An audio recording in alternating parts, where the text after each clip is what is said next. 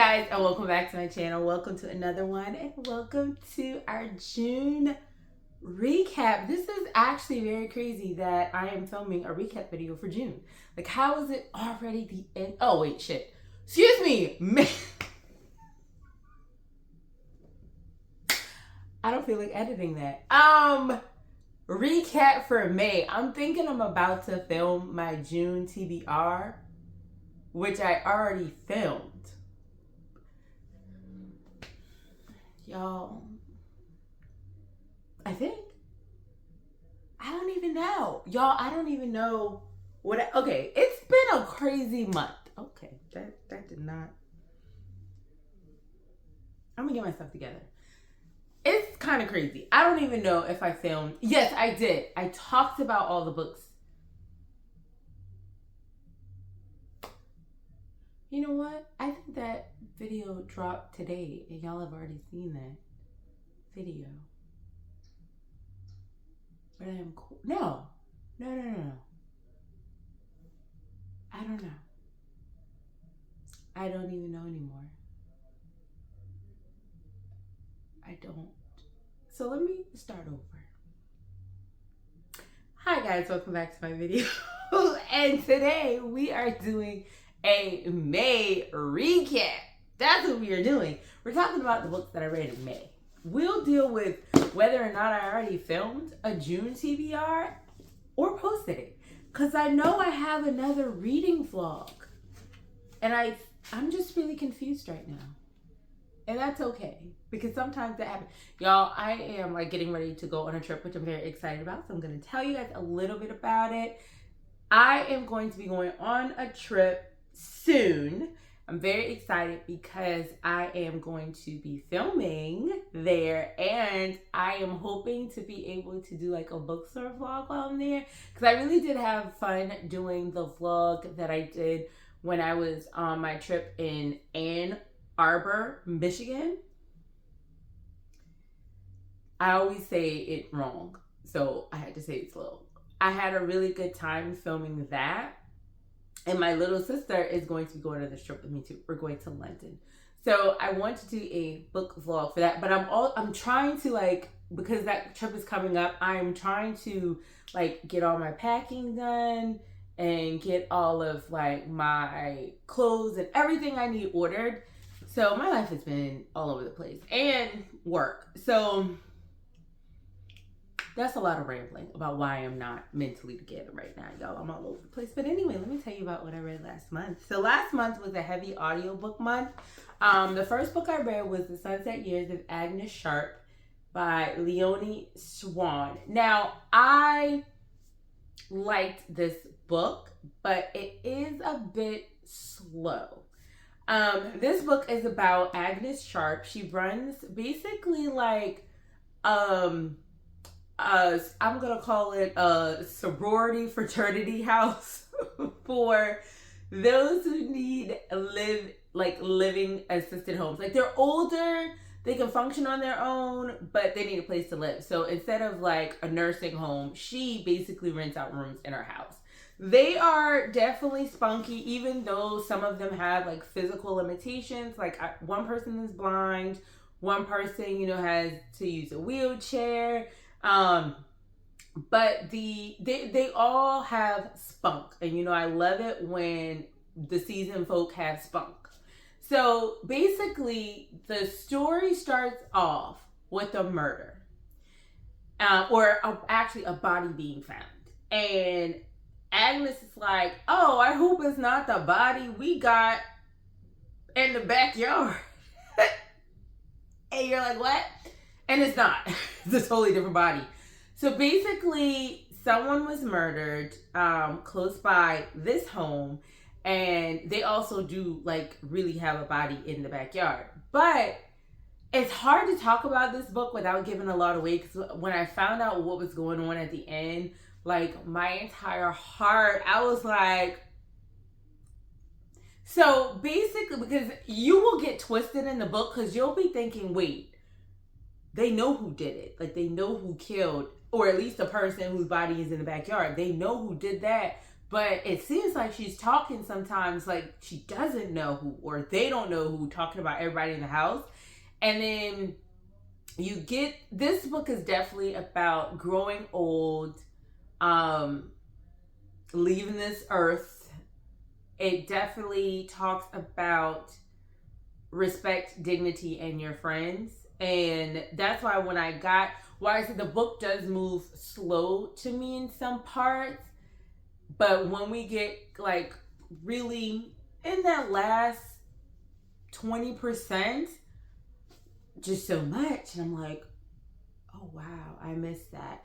But then you do have somebody who is out here bumping somebody off, and they bumped off more than one person, I think, actually. And like, I'm like, okay, I kind of get the reason why, but no. So it's a lot. I read part of this and I listened to part of it. I liked it better when I listened to it, because even when I listened to it, sometimes I was zoned out. So it was one of those books that would be harder for me to get through.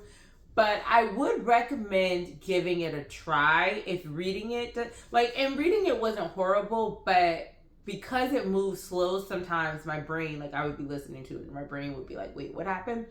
But that last 20%, it was really, really good. The next one is Go the Distance, is A Twisted Tale by Jen Calonita. This is the Hercules Twisted Tale, but it's actually focused on Meg. So it says, what if Meg had to become a Greek god? I didn't know if I was going to like this one as much. I like Hercules. Like, Hercules is cool, but once again, it's not one of those movies. Like, I've said this about some of the other Twisted Tales. It's not like my go-to movie, and it literally delivers what I needed to deliver. This one is about Meg and basically her quest and what she had to go through. So she, I don't know if it tells us that much, and I don't want to. Okay, so okay, this is why Meg. It picks up at the end of like Hercules, where Hercules has saved Meg, and Meg has helped Hercules, and they've defeated the bad guy, and they're going out to Mount Olympus. And basically, you know, everybody's celebrating, and they're like, okay, Hercules, come back. And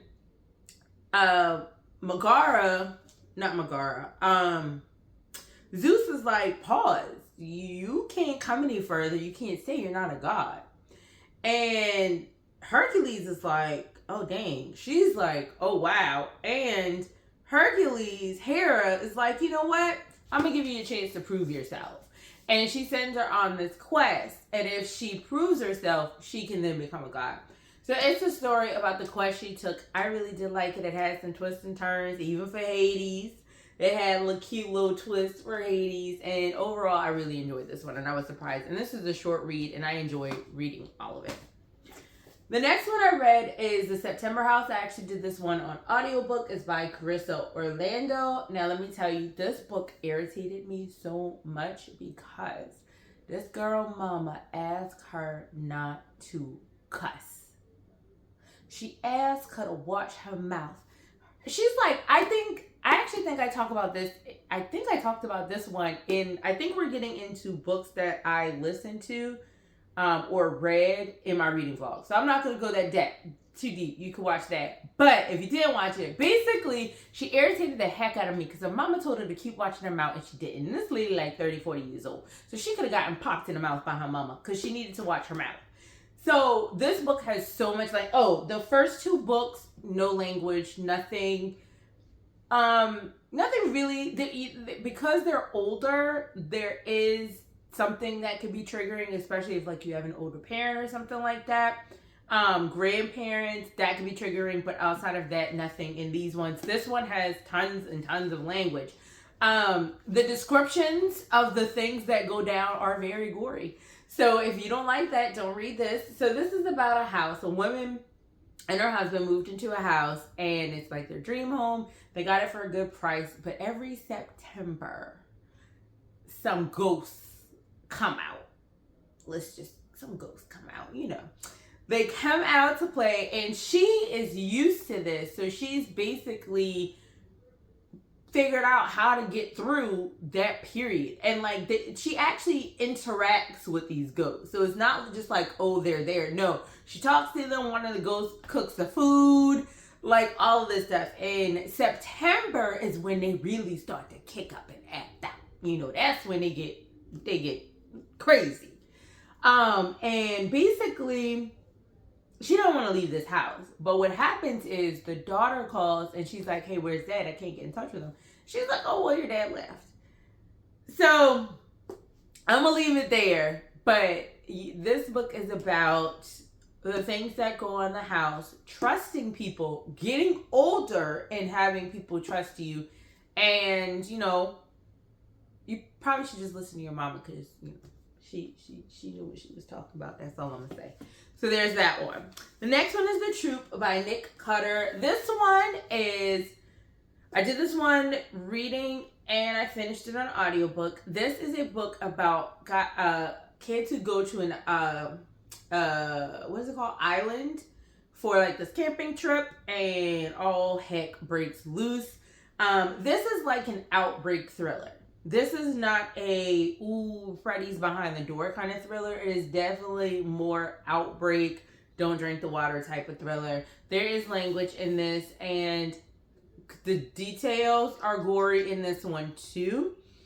But yeah, just, you know, watch who you have around your kids too. Because one of these little boys, that's what I'm saying. She Left. This is by Stacey Gray. This one I also talked about, just like the other, and the reading vlog, so I'm not going to go into depth. This one was cool. I feel like the lead up was better than the ending. I just wanted there to be more of a motive.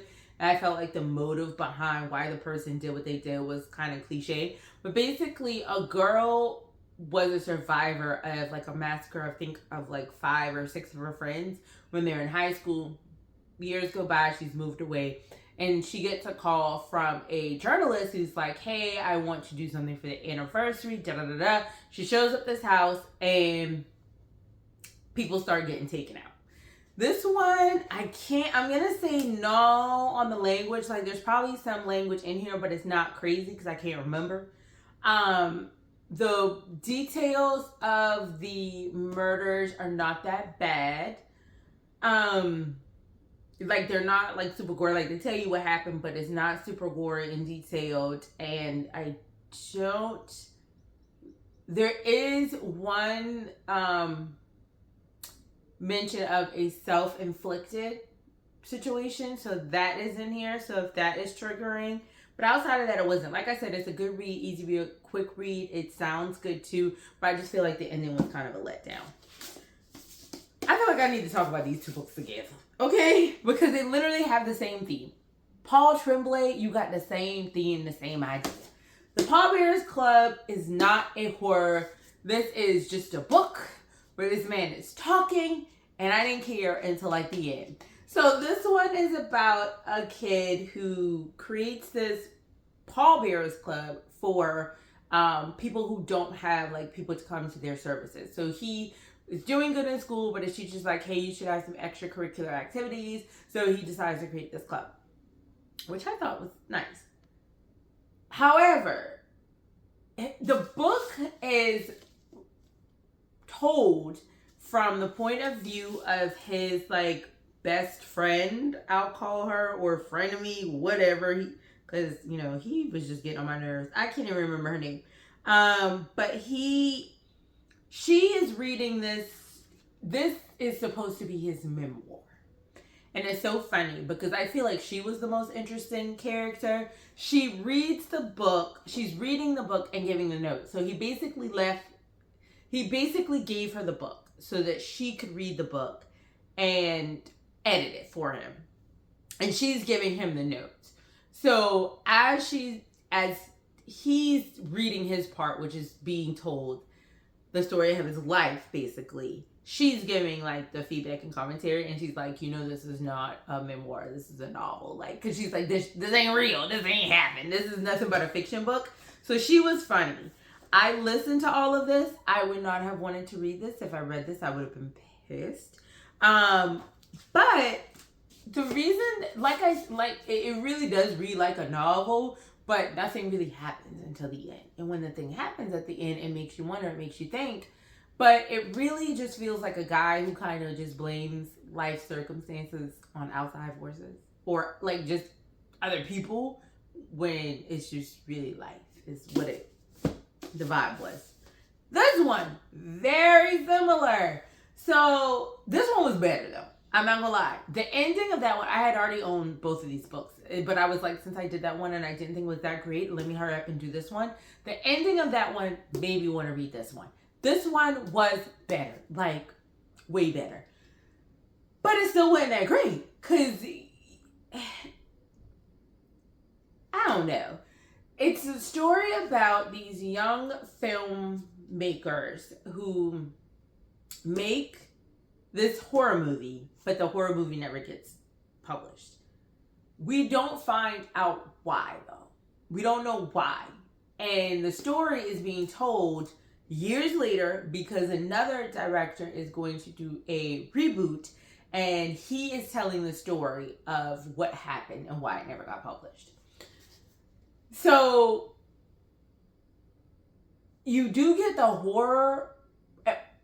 And one thing I will say about this, I liked it because in this book, they're reading the script during the book. So you have the movie being acted out, but read during the book. So that's really cool because like you'll hear them doing the round table reads and things like that. And you'll hear them repeat lines because they're trying to get it right. So that was very interesting. But the thing is, it's like it goes on and these things do happen. People do leave the planet. What the cause of that? But the horror was really in what happened and how it happened, but it wasn't the kind of horror I was looking for. So, and then the end happened, and I was like, okay, you have clearly just all your marbles. So, but it wasn't like, it was kind of like, oh, that made me sad horror. Like, and I'm just looking for stab. But it wasn't bad. It was way better than the other one. But it's not, it's a little deeper. This one has language and it does have mention of someone doing something to themselves. So this one, yeah, like that's why I said like both of his books to me is like has the same theme and it's just like these are horrifying things. This isn't horror like that I'm looking for. So, you know, this one I would say if you're going to read one, do this one because it didn't suck. This one is just like words until the end. Literally nothing happens until the end. And even when that thing happens, it's not horror. Like, I'm not like, ooh, on my leg. So, yeah. So, hopefully that helps you. But these are the books that I read this month. We got 7 in the bag. Yeah, that's 7.